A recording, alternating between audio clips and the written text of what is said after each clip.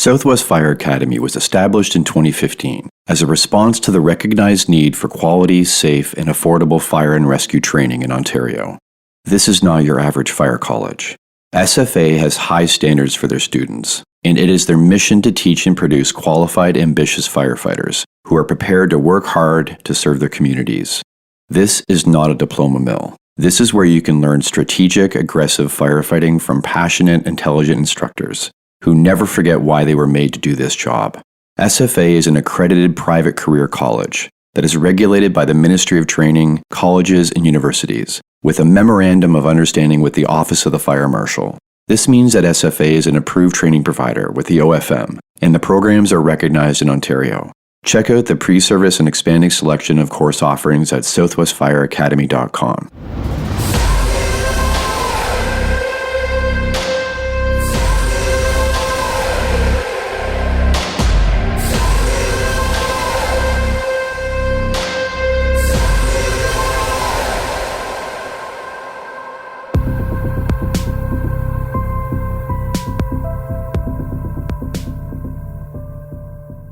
Hello everyone.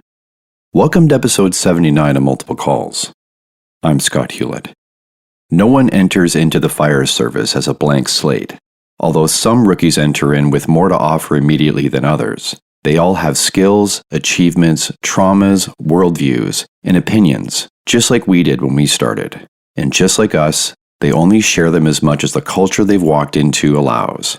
If we expect rookies to act like adults and professionals, then we need to treat them as such and model it. If they aren't meeting that expectation, which underpins all expectations, then that's an adult and professional conversation. The 2 ears, 2 eyes, 1 mouth adage should be a nuanced self-awareness piece that you want people to be able to use based on the situation at hand, not as an all-encompassing directive. If you're afraid of challenging questions and choose to shut down the possibility of it occurring from day one, that's not fire service culture. That's ego. If you either have the answers or aren't afraid of not knowing the answers, then you aren't afraid of the questions. Here's Jake Watson. Let's kick off with where you grew up and tell me about your family dynamic. Family started off in Penetanguishene. My mom's side of the family is a very French Catholic family, and we were very heavily involved in that French Catholic community there. I was there until, I want to say, about 8 years old, I think, maybe 7.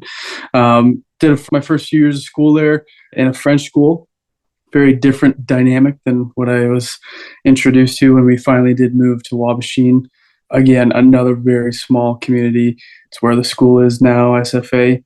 Yeah, we moved there. My whole dad's side of the family is in town. Like, I could throw a rock and hit one of my relatives' house, which was awesome. It was a blessing and a curse at the same time, because as a young kid, you couldn't really get away with anything because there was always eyes on you in the whole town. Yeah, it was a really good time. We had a really good, close group of friends who all grew up in town and all had the same kind of upbringing. I was very, very fortunate as a kid.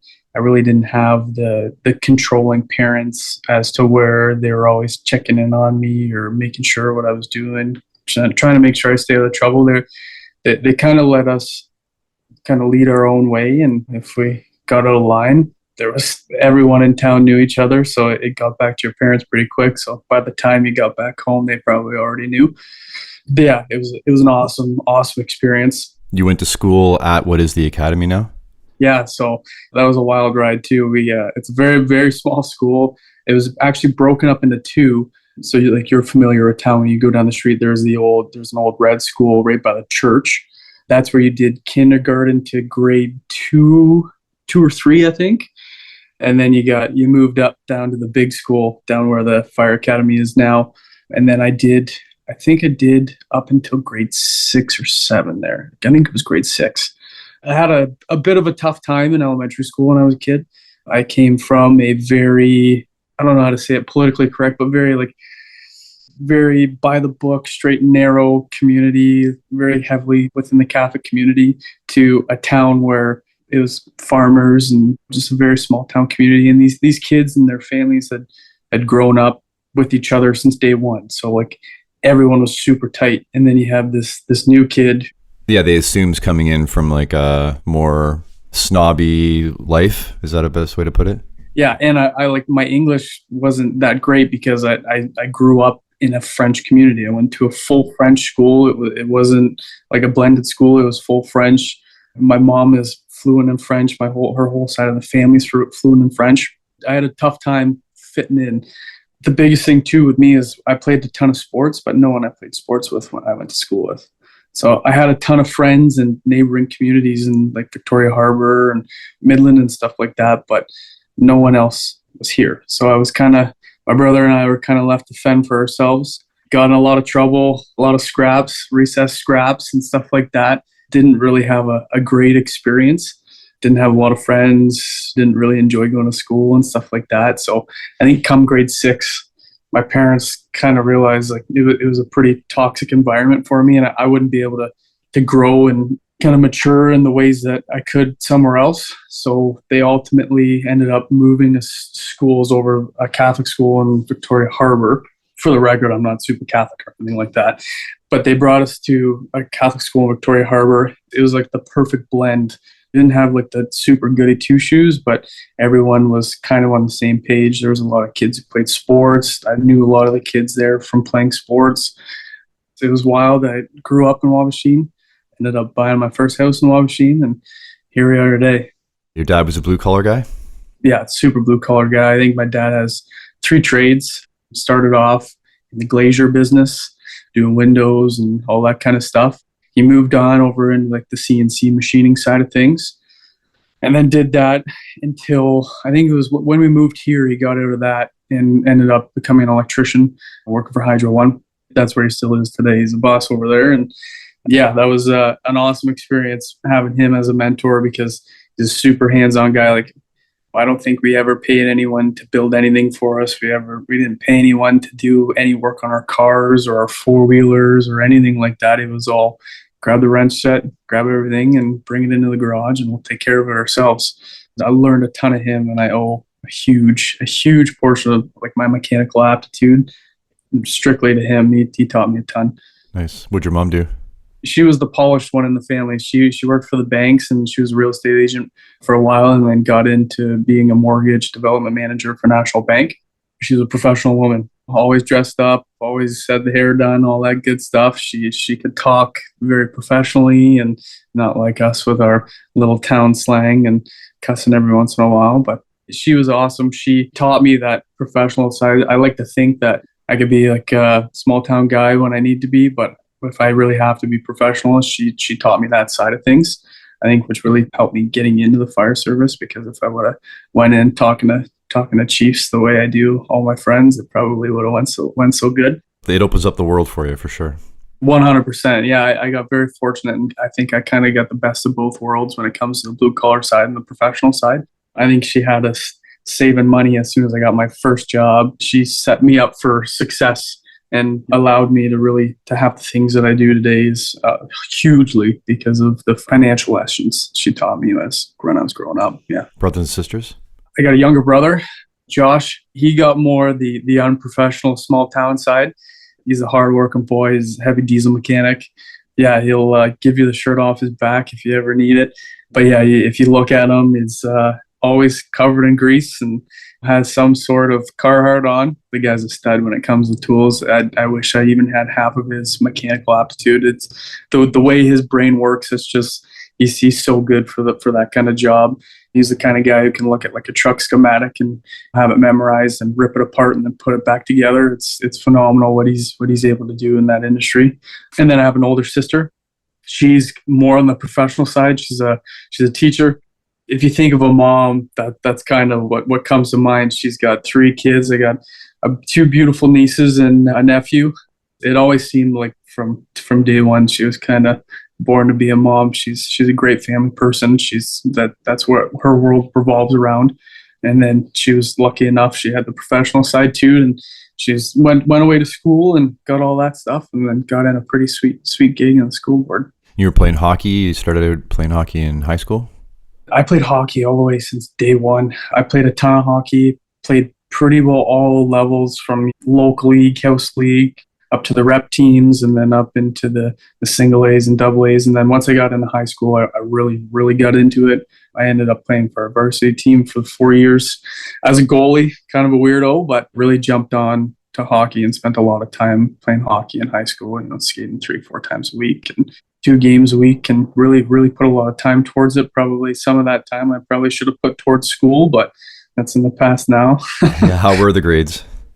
I got by. I kind of thought about it as I was fortunate enough with my parents. I was set up pretty good. I had some natural abilities when it came to like maths and science and stuff like that. So I was able to pass by everything with little effort. I think if I would have actually applied myself, I probably could have got much better grades. But I was so focused on hockey and sports and stuff like that at that time, and didn't even cross my mind. As long as I was getting by with 55s and 60s and still can move on to the next year, that's all I was asking for. But eventually you buckled down? Yeah, I had to buckle down. Coming into my last year of high school, the summer between grade 11 and grade 12, I ended up having a pretty rough injury on the ice that my parents kind of sat me down and said, hey, like, this won't allow you to continue on with hockey at any higher level. So we might have to buckle down and get these grades done. But all throughout high school, the fire service was always in the back of my mind. I'm 3rd generation firefighter in my family. So that was always the route I wanted to go down in the back of my mind. But I thought I could make something of hockey. I think like every kid in high school, and as you're younger, you think you can go somewhere with the sport.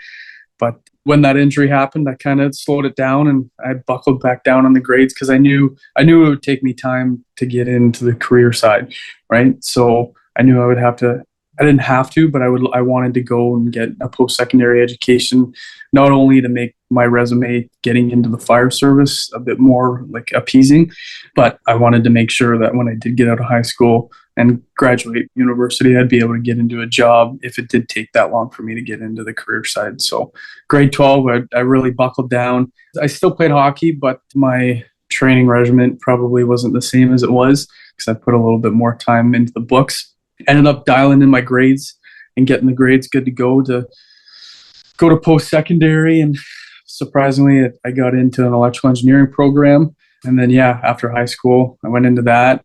It was an eye-opener. It wasn't like high school where I could just kind of slide along and slip through. And the professors there, they didn't have any interest if you passed or failed. They were there to do their job and give you the material. And it was up to you. They put a lot more accountability on you, which was a huge eye-opener and shock to me. Because in high school, it was a small community. And, if your physics teacher saw you were slipping, he'd pull you aside and ask if there's anything extra you could do or if there's anything that's going on that he needs to be aware about, right? But in post-secondary, they couldn't care less. You're just a number. So my first 3 years there, I was having a really hard time in school. Not so much the grades, was just enjoying it, just struggling through every day. And I knew I wouldn't go down that career for very long because I knew eventually I would get into the career side. But I ended up opting to leave and graduated. Luckily, with the school I was at, we were able to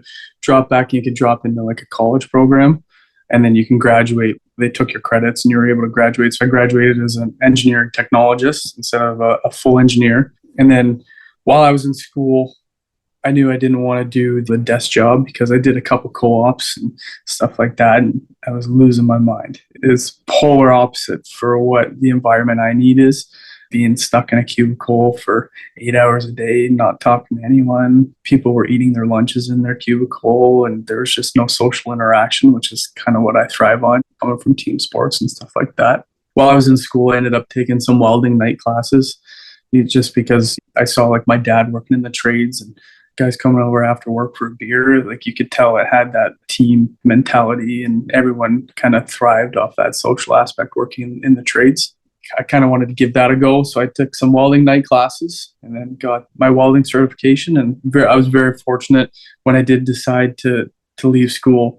I applied to a whole bunch of different places and I was lucky to get into Hydro One working on the welding side there. So you said your parents were strong mentors. Who else was influencing you through all those days? My grandfather was huge. Unfortunately, he passed about 6 years ago. but he was massive. That guy had me in a set of bunkers from day one.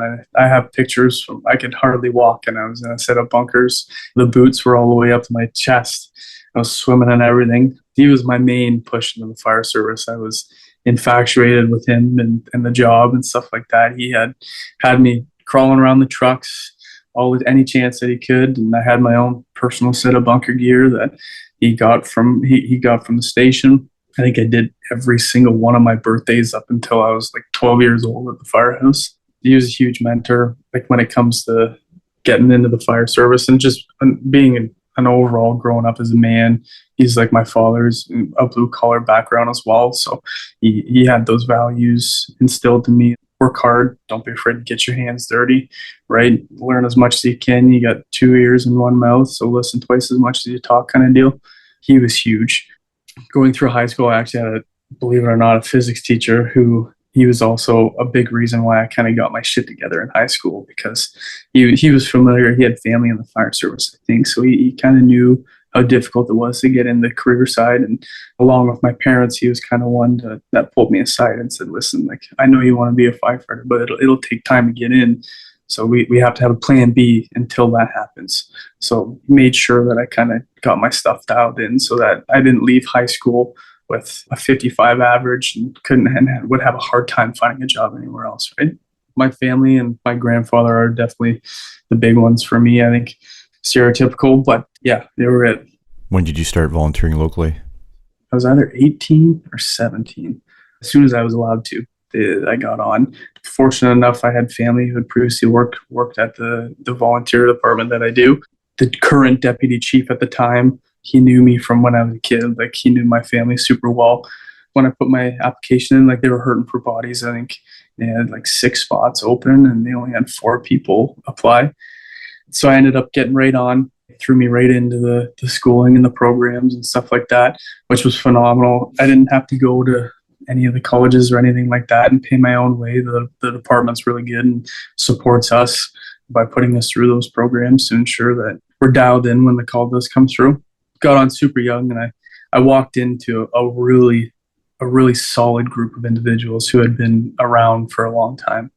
After that, after my first couple of years, we kind of went into a big rebuild. The average years of service probably went from 15, 20 years down to like 5.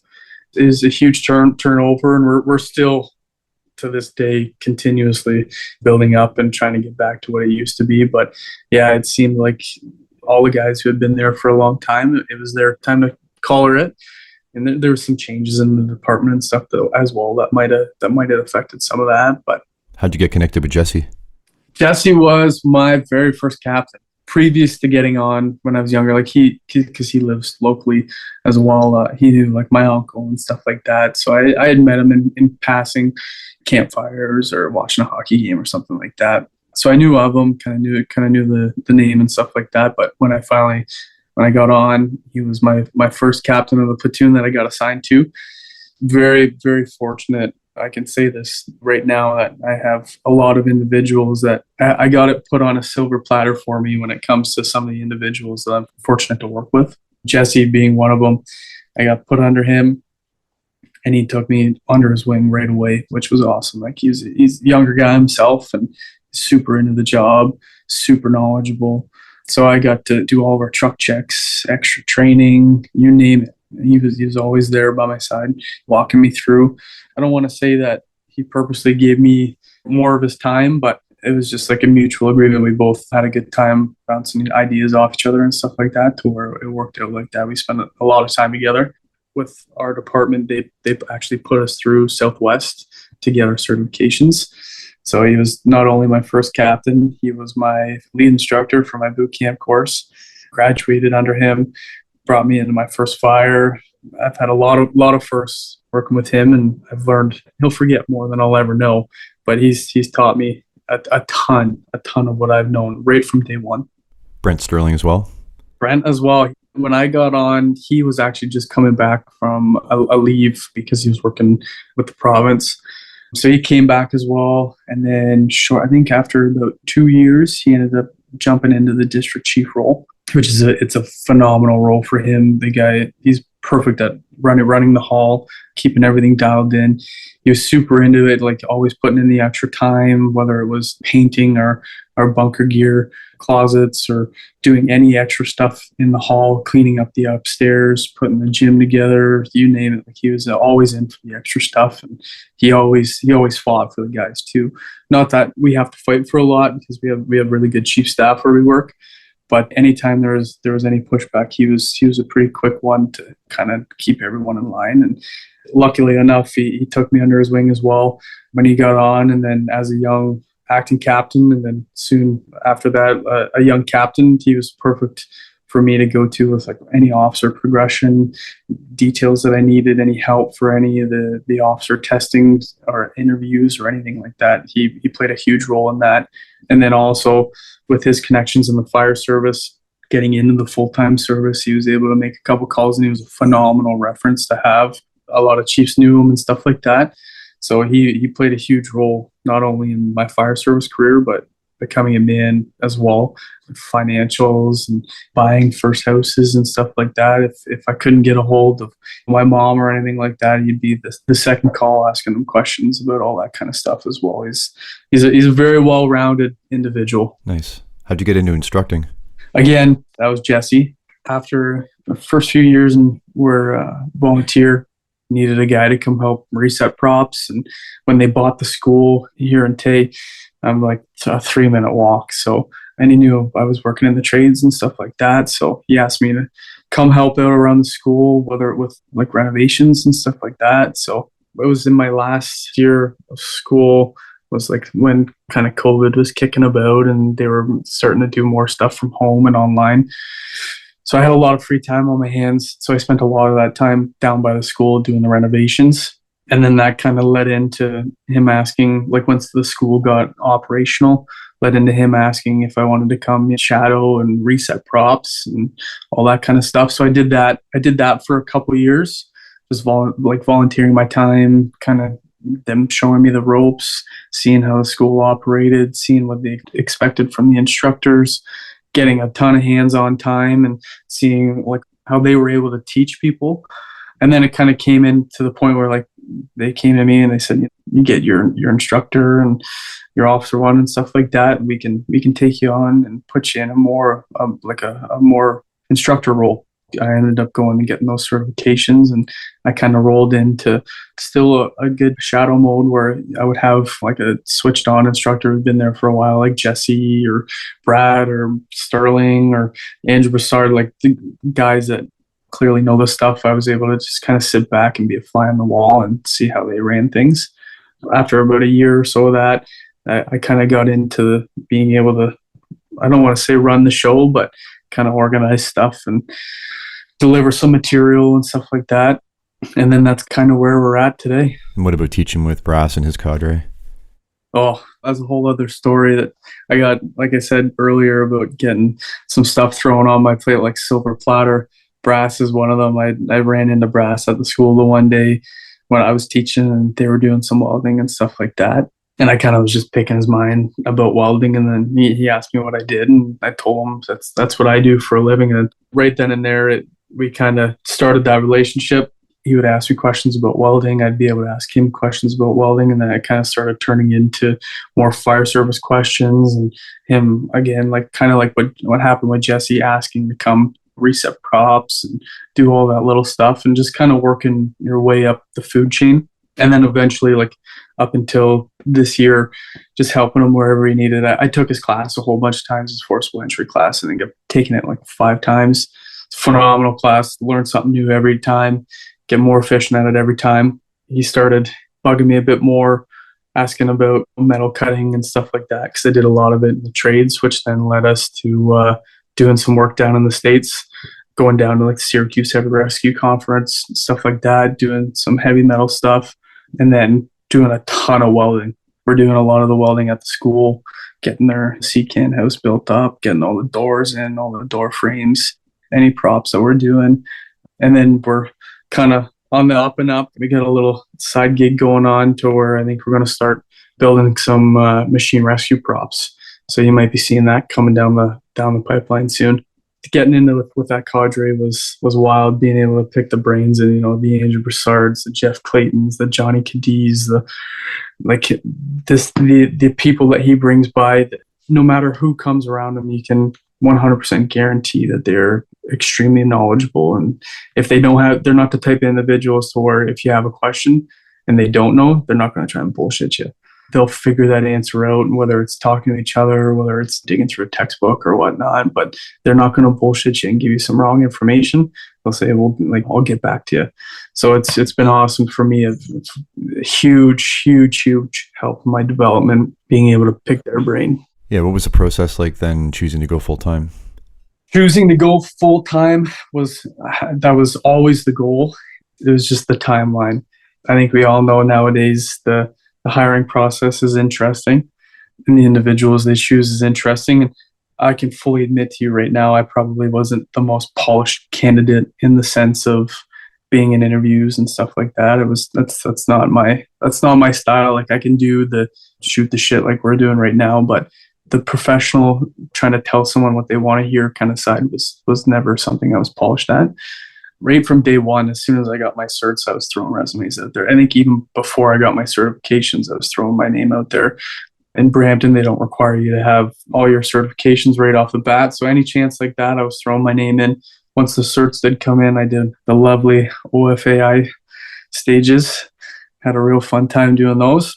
Yeah, I got all the prerequisites. Like I said, the OFAI, the York, the Brock, all that kind of stuff. I kind of made sure that I wasn't missing out on any applications with their prerequisite testing. I bit the bullet. I had a really good job at the time, bit the bullet and just took all of them so that I could apply everywhere.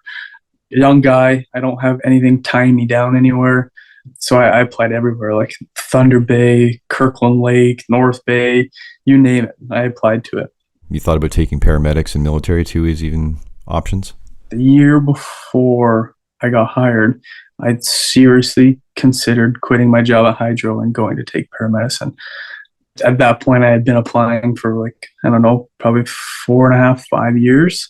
Nothing was hitting. I was making it through some with departments here and there and making it to some interviews and stuff like that, but nothing really was showing like it would work out. I was thinking that was my last opportunity, and luckily Brent Sterling talked me out of that. I don't want to say talked me out of that, but kind of laid down the facts of I had a good job at the time and it allowed me to get my own place, and he was able to kind of pull apart my job there and show me that there was actually skills that I was using there that were extremely relevant in the fire service as well. Because at the time I was thinking, welding, that has nothing to do with the fire service. No department's going to view that as anything special. Like it's just me wasting my time making a buck. But luckily he was able to sit me down and kind of write it all out and show me that there are skills here that a department could take. I ended up not going through that. I'm very happy now that I look back that I didn't, because I got hired soon after. And I got family who's involved in the military as well, so that was another option. I was really interested in going and being a medic and a combat medic and stuff like that. But again, between family, and I talked to my family, like my one uncle was in the armed forces for 23 years. I gave him a call and he kind of laid it out that it's not the be all or end all. It might not be the best choice for my career and what my end goal was with their contracts and stuff like that. So I ended up not doing both of those, and I just continued on the grind and continued throwing my name out there. You said it was pretty frustrating seeing some people just finish boot camp and take a crack and get full-time right away. I was in an interesting role working at the school and being an instructor. You see a lot of people come through. It always gets back to the school, so-and-so from this boot camp got hired, so-and-so from that boot camp got hired. And meanwhile, I'm sitting there. I was the one who taught them in their recruit class, and I'm still not even hired. It was actually a little bit of a mental struggle for me, I'll be entirely honest. I don't know if it was ego or anything like that, but the first couple that I heard, I got a little fired up about. And I kind of sat down and it's like, well, I don't know what they brought from their past. I don't know what they brought from like family experience or what jobs they did prior. I was a little immature on my side, getting so worked up about stuff like that.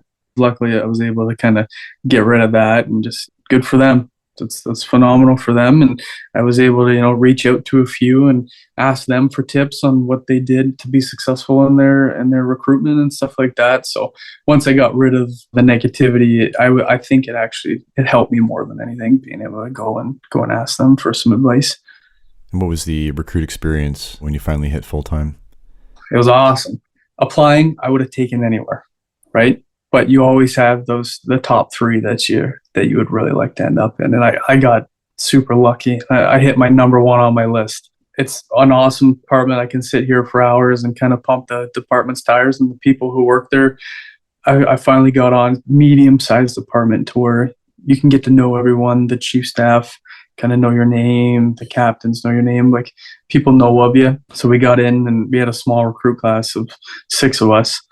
And right off the bat, like the night we came in for our gear fitting, everyone clicked right away.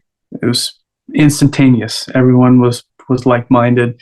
A lot of us had been going through the application process for quite some time. So that was like an immediate point of chat. Like, how long did it take you to get on? I think there was 2 of them that were almost at the 10-year mark applying. And then there was a few of us, like myself, I was like the 6-year. There was 2 that were at the 4 or 5-year.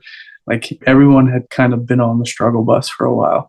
So I think that also led to us really appreciating finally getting there. So everyone was on the same page at that. Everyone wanted to ensure that we committed the time that we needed to, and to ensure that we were switched on and ready to go for the next training day and recruit class day. Everyone was committed, which was awesome. There was no one that was sneaking to the back of the class, not wanting to get the extra reps. Everyone always wanted to get on the extra reps, which we got super lucky. We had the training staff that we did. All the training officers there were super, super into it. Their level of knowledge is beyond my comprehension, like true program-specific professionals.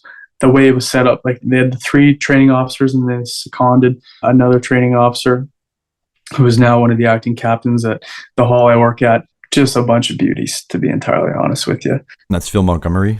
Oh yeah, big Phil.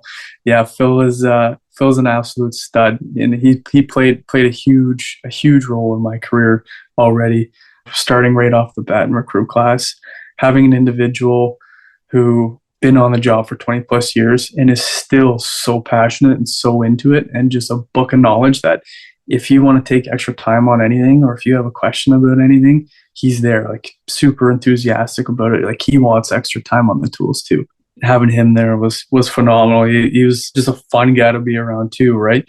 But yeah, we had him, and then all the other 3 training officers, like their program specific knowledge was insane. The one training officer is like, you want to talk about truck inspections, you want to talk about medical, he is the program specific guy. Like his medical scenarios were absolutely insane.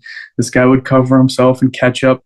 The one medical scenario we had was a medical overdose, and he actually stuck himself with a needle and flaked out in the men's washroom to make sure it was as realistic as he could for us.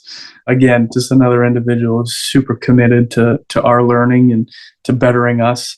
And then the other 2 training officers, it's hard not to name them by name, but they know who they are. The one, you look at him and he looks like he's like a bulldog. He's big old mustache on him. He's been on the job for a long time, and he looks like he'll eat you alive. But then you get to know him. He's the nicest individual you'll ever meet. Super worried about if you're actually retaining the information. He doesn't want you to just push through the day and check off the boxes. Like he wants to make sure you're ready to go on the trucks, which was phenomenal. I get to see him in a couple more weeks for another course, so I'm looking forward to that. And then the other training officer was newer to our department, got on around the same time as we did, but had a ton of experience at a previous department. The IT side and the scheduling side, I think our recruit class went as smooth as it did, a big part because of her, with just the scheduling and ensuring that everything was there when we needed it, and then getting to jump in with us and picking her brain about some topics. And then even now that we're on the trucks, she's a huge role in our high-rise committee. She's really getting into that and dialing that in along with Phil. Phil's also involved in that. overall, our recruit class was awesome. Going out for beers after class and going down to Jays games and stuff like that. The days after were a little rough, but we had a good time, and we're all still in contact today. Like, our group chat still fires up once a week. So yeah, it's been awesome. And 3 of us went to C platoon, so we still run into each other on calls and stuff like that. And it's always a good time seeing those boys. How's the rookie time been so far? Rookie time's been awesome. I think, like, being in the honeymoon stages, you ask anyone how their rookie time is, it's always awesome. But I got put in a busy hall with a bunch of individuals who are into the job. They love to do the extra training. We have 2 phenomenal captains who, they have no problem with us doing extra training. They have no problem doing extra training with us. 2 captains who are both well-versed, not only in the job, but stuff outside the job. Like, I'm very fortunate. My captain, Quinn Marshall, is a mindfulness guru. He did the mindfulness program in our recruit class. I come from the trades. I'm not a big touchy-feely emotions guy, but after taking his mindfulness program, I was able to realize how important it actually is working on the job and just making sure that you can keep your mind in shape throughout, hopefully, my long career, right? Tons of individuals who bring a ton of extra experience from other careers or just a ton of time on, like my senior man, he's got over 20 years on the job as well. And then awesome individuals. I haven't got to work with her much, but Amber Bowman coming in, she's my acting captain.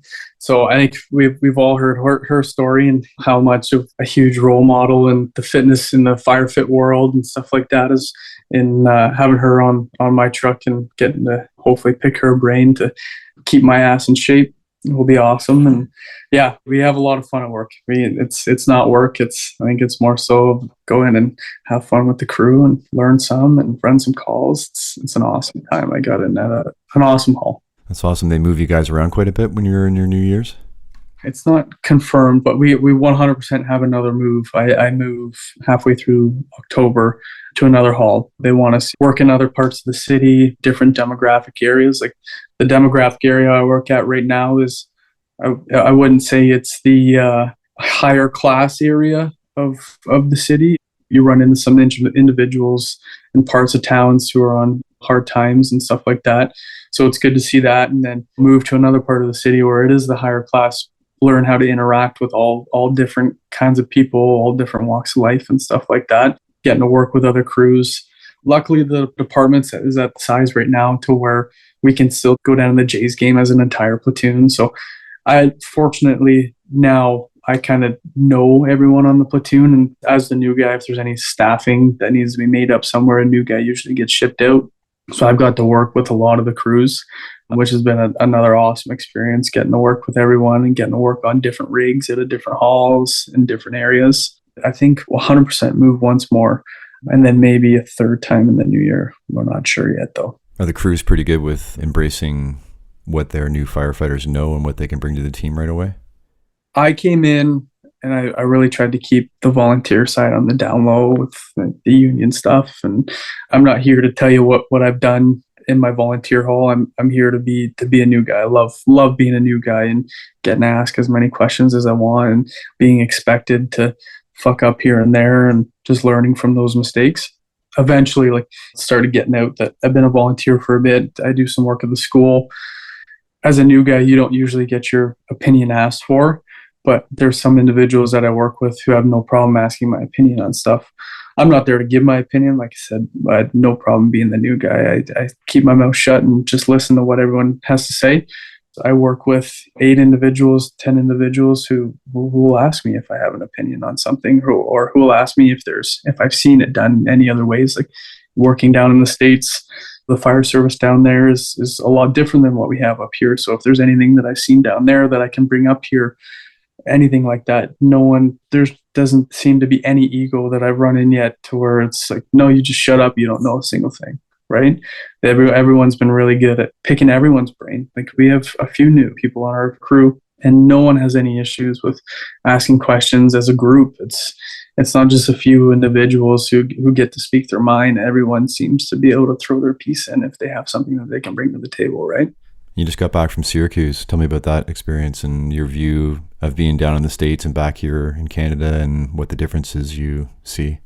That was an unreal unreal experience. Going down, like we talked about earlier with Andrew Broussard's cadre, being able to pick their brains and hang out with those guys. We have a lot of fun on the training ground, and there's a lot of good information that's put out on the training ground that even I get to learn from. I'll be entirely honest, I'm a little bit selfish when I go and work down with those guys. I know we're supposed to be working, but I like being a student at times too, right? It was an awesome time. We had a group of individuals taking this course that were just all switched on and into it. Like there was no ego. Like there was captains who had been on for 20, 30 plus years taking the course.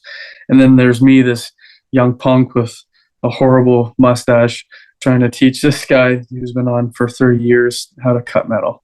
But they were all phenomenal in the sense that they know everyone kind of brings something to the table. Everyone's an open book for any questions you have. We're all here to learn. We're all here to have fun. Everyone left their ego at the door. There was no one you could pick out of the class, be like, yeah, I wouldn't want to work with that guy. Everyone there, I would love to work with. It'd be a pleasure to work with any of them there. But the course went super smooth. The way Take the Door has it set up, and Brass and the cadre have it all set up, like it's a well-oiled machine. There was no hiccups. It went perfect. I think we did some tours of some firehouses and stuff down there. It's the fire service down there is it's I don't want to say it's totally different than what we have here. It's a similar job, but it just seems the biggest thing for me is the traditions down there. Listening to Brass's podcast, we have departments here that have only been a department for 20 years. Meanwhile, the departments down there have been a department for 200 or 150 years. They've had those traditions created and then brought through for all those years. And then those traditions are extremely important to those members. And I think that's something that we lack in the Canadian Fire Service. Like the kitchen table. We walked into Syracuse Heavy Rescue 1, and their kitchen table was a custom-made table that the guys got from, they pulled up a bowling lane from a bowling alley and made a table out of it with their logo and everything in it. It's like that's a sacred thing. Meanwhile, you go into a firehouse in Canada and it's an IKEA piece of furniture, right? Just the little things like that, and real pride in members who have retired, members who have done extraordinary acts on the fire ground. Like the one hallway they had at Rescue 1 was just filled with pictures, and we had one of the senior guys go through and pointing out pictures of individuals we know and what they've done. And even the junior guys, they'll go through that hallway and they can point out the same thing because they got that walkthrough with the senior man, and then they were extremely appreciative of that time and what those individuals have done. They have awesome rigs down there. It seems like a lot more firehouses in the cities that they work in compared to a similar city size down here. But I think the biggest thing for me was the fire duty. They go to a ton of fires, right? And they're a very aggressive nature down there. Their main goal is to go in, get a search done. No matter if the building's been confirmed vacant, they're going in and getting a search done. You never know. The building's occupied until it's proven otherwise. Which it really seems like that's extremely important to them. And even the chief staff really allow them to go and do their job and get stuff like that done. But overall, it was a phenomenal experience. Got to meet some switched on dudes. Those are contacts that you'll have for the rest of your life. The Instagram messages that are going back and forth. Did you see this rescue today? Did you see this job today? And all that kind of stuff. It's phenomenal for even just future development of yourself, right? For volley or full-time, have you had any calls that have been teachable moments to sort of open your eyes to the things that can't be taught in recruit classes and academies, and any calls that stand out for you? I've had a couple.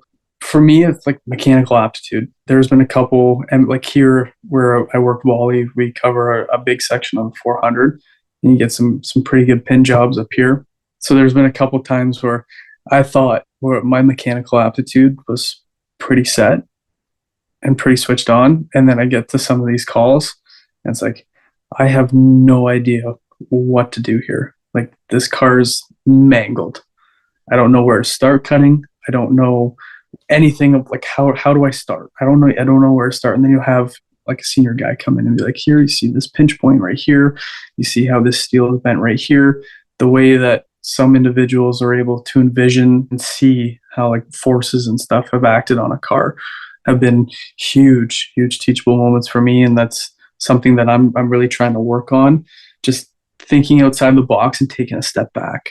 There's two that are very, very apparent to me that I can remember here where I got up and I just hyper focused on one task.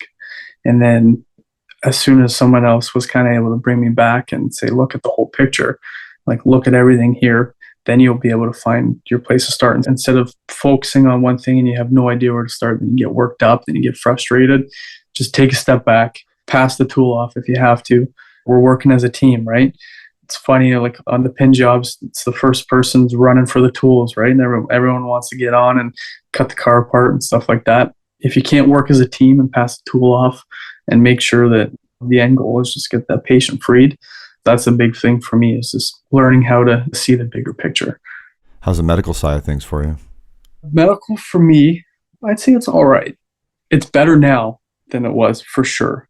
My first few years on volunteer, like we got the same training as any other volunteer department, I'm assuming, is like your first aid and your BLS, and on you go. You do your annual recert at training night, which is usually a 45-minute chat with the individual coming in to recertify.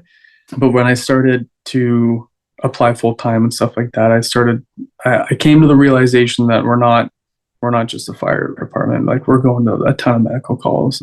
I ended up taking your EMR and any extra medical training that I could get my hands on, or any extra medical training that my department was providing, just because I knew I'd be using that more than probably anything else. I don't want to be super proficient in stretching a hose and throwing a ladder, and then when we get to do that once or twice a shift, and then you run 7 medical calls and you can't be switched on at a medical call, right? So I went in and started getting a ton of extra training on that, and then going through recruit class. Our medical was phenomenal in recruit class. Like I said, the one training officer was super switched on, super into it, really went to the next level with his medical scenarios. And then even the doctor we work under, he came in and spent a couple of days with us going over all the directives, everything that he wants to see as the doctor that we're working under. So I think now it is better. And then on shift, we got a couple pretty good shift training instructors who do medical as well. So we're always, at least we're working on that every month, just trying to keep on those skills and going over any scenarios that we can run into.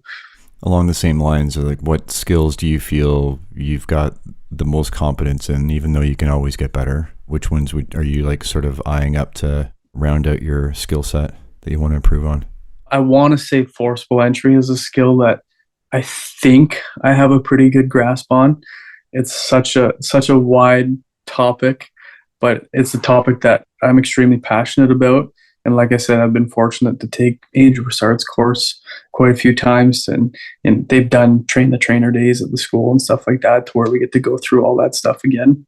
So I want to say I have a decent grasp on that, but that again, that's a skill that, with the way the world's changing and the way building construction's changing, that's a skill that you'll forever be able to work on. But the one I've got my eyes on big time right now is nozzle forward, hose line management, stretching, all that kind of stuff. Phil Montgomery's a huge proponent of that. We didn't get to spend a ton of time in recruit class doing it, but once I got stationed where I am with him, we were stretching lines once a shift. We may or may not have stretched lines for the firehouse. I cannot confirm that. He's taken the nozzle forward. I think he's taken it 2 or 3 times, maybe even 4 times. So getting to pick his brain. But that's one that I definitely want to work on some more and spend some more time on. And even just doing flashover cans with yourself, going over some of the movement basics and water mapping and stuff like that. That's one that I want to commit more time to, and hopefully be able to get in on Aaron Field's course. I think he's coming back next year, so hopefully get in on something like that. Beautiful. You ever got into any AutoX competition? Do you have any like competitive teams in the fire service you want to get involved in? Where I work, I don't know. I know for a fact we don't have like an AutoX team. That would be 100% something I'd be interested in. That sounds phenomenal. Like listening to Tazarski talk about it and stuff like that. I saw him last week. That would be unreal to get into. Firefit is one thing that I've started to really take a liking to. previous to the fire service, playing hockey and stuff like that, the gym regime is something that you kind of have to do to make it to the next level in the sport. And then once I got out of the sports, I kind of lost that. I really wanted to get back into it. And then a couple of my buddies, they jump in on the firefight competitions, kind of started to get into that, listening to Amber Bowman and TJ, all those individuals that I'm fortunate enough to get to work with who are heavily involved in that physical fitness. I can pick their brains now. So that's one thing that I think I would like to start getting into. But yeah, nothing going on right now, but there's definitely some stuff hopefully on the horizon. What are you doing fitness-wise to just maintain right now? Was there PT during rookie school? And I don't want to say unfortunately, there wasn't anything mandated throughout recruit class, but our recruit class, the individuals were pretty good at going to the gym after class or coming in early, going for a run, going to the gym before. But yeah, there was nothing like that in rookie school. All of us were all pretty into it. I do a ton of biking. Biking's always been. I got some knee issues being the tall, lanky guy I am and playing the sports that I have. So I do a ton of biking throughout the summer. Like my house is right on the trail, so I get to just jump on the bike and I can go for 100 kilometers. It seems like I think it's 92 kilometers that I can ride in one way. So I'm very fortunate to have that. That's my summer sport. And then in the wintertime, I play a ton of hockey. Even in the summertime, I play once or twice a week. And then the wintertime, I'm looking at like 3 or 4 times a week still playing hockey, whether it's fire department related or just pick up on Sunday morning, right? But overall fitness, I like to get in. I try to get in 3 times a week. Some weeks, depending on how busy it is, it might be none or 1 times a week. But I was lucky enough. I had a trainer back in the day when I was playing sports, so I still had all my workout routines and all that kind of stuff that I could follow when I do get in the gym. In the volunteer hall I work at, we put, I want to say probably 25 grand between, there was 6 of us and then some donated equipment. We were able to build a pretty kick-ass gym. So getting up there and throwing some weights around, getting on a stationary bike, we got a rowing machine, we got anything, you name it. So yeah, try to get up there 3 times a week. I know you're still in the honeymoon phase, but are you feeling pretty hopeful for the fire service that you're getting into? For my specific department, yes. We have some really good individuals who work there and some individuals that could step up into the captain role, the platoon chief role. You never really know what management's going to do up top, but on the floor, the individuals that I'll have to work with, I think we have some pretty dynamite firefighters that are going to get up in those roles. There's a lot of good people in good places. You never know what management's going to do. You might get lucky and get a pretty switched on chief who's into it, and we'll start making some changes. But I think anyone who works anywhere they have their changes that they want to make, and they have their stuff that they don't want to be changed. I haven't been there long enough to really have a solid idea of what needs to be changed or what can be changed or what needs to be stayed the same. But I really like the way that they're going with like their shift training instructors. We know that Newmarket is going to become a huge city, not in the sense of how much square kilometers we have, but how high it's going to go. Like I think we have over 20 high rises that are already been approved, ready to rock and roll. They're already starting to build some, so we know we're going to be growing higher. It seems like the department has kind of got ahead of things and started to really dial in our high rise training program with Phil and a couple other really switched on individuals on that side. They're getting ahead of the game. We're not being reactive. We're trying to be a bit more proactive, which is really good to see because I think in the fire service, a lot of the times there's a lot of reactive stuff instead of proactive stuff. So seeing that the department is interested in being proactive and they're willing to allocate some resources and some time towards those proactive topics is really promising for a new guy like myself.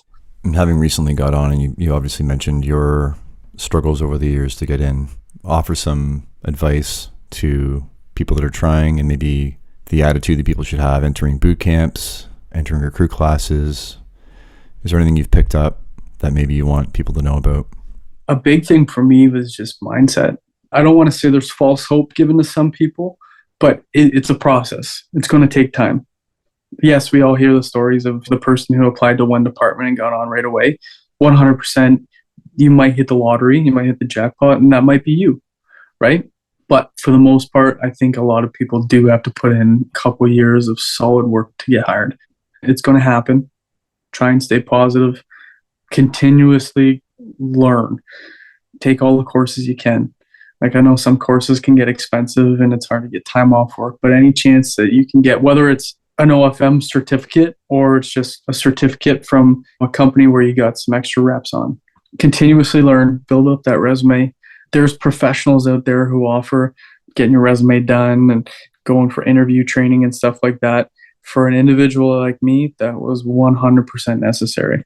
I'm not an English major where I can perfectly formulate my resume and perfectly word my resume. So I had to get my resume done along with the interview stuff. I'm not the perfectly polished individual. I didn't know how to sell myself. I didn't know how to sell some of the skills that I have and some of the courses that I've done.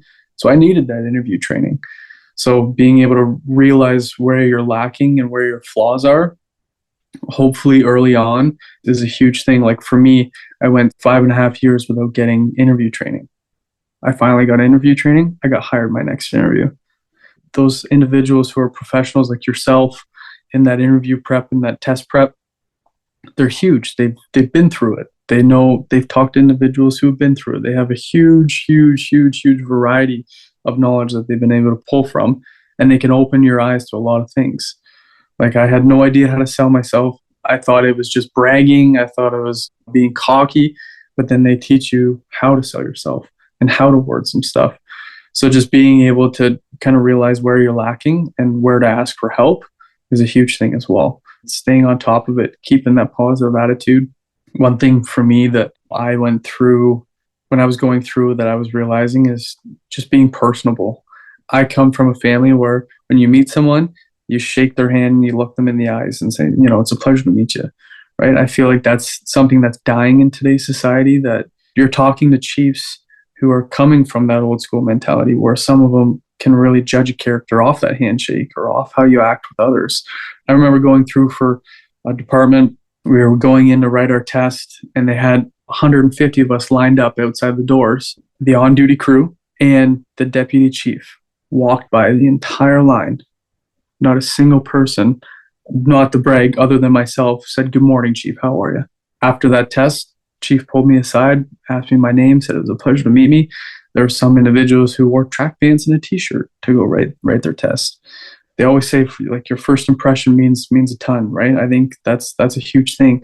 You're not kissing ass by saying good morning to the chief. You're not kissing ass by introducing yourself to the on-duty crew, right? You just try and get your name out there and just be personable. Like, be interested in learning about someone else. Be interested in meeting someone, right? You never know. It might help you. It might not. But at the end of the day, if I made it to that interview, I walked in and the chief's, "Oh, I remember you. You're the one who I talked to on the test." Do you think the chief's going to be able to say that about anyone else who didn't step out and do a simple thing like say good morning, right? So just stuff like that. Go the extra mile. Take the time to study the test exam and test prep, all that kind of stuff. But for me, the biggest one is just be personable. And maybe speak to the benefit of going to conferences and taking classes there versus chasing down, which is necessary, getting the certifications that you need to have on your resume. But what have you been picking up from conference classes that aren't necessarily always the certs that you can put on your resume to get the job? When I was going through all the applications and stuff like that, the conferences were an awesome networking event for me because you got to meet a ton of other people who are going through the same process. You got to meet a ton of people who have been through the same process, who can have insight on how to get in, what to do, any sort of tips. There was a couple guys that I met who we were going through for the same department. I had my interview first. You say, "Hey, polish this up for your interview. This is what they're looking for." Or if I'd had my test before anyone else, "Hey man, these were questions that stumped me. Make sure you get onto these." Coming from an application standpoint, that was probably the biggest one, but also just on the job skills.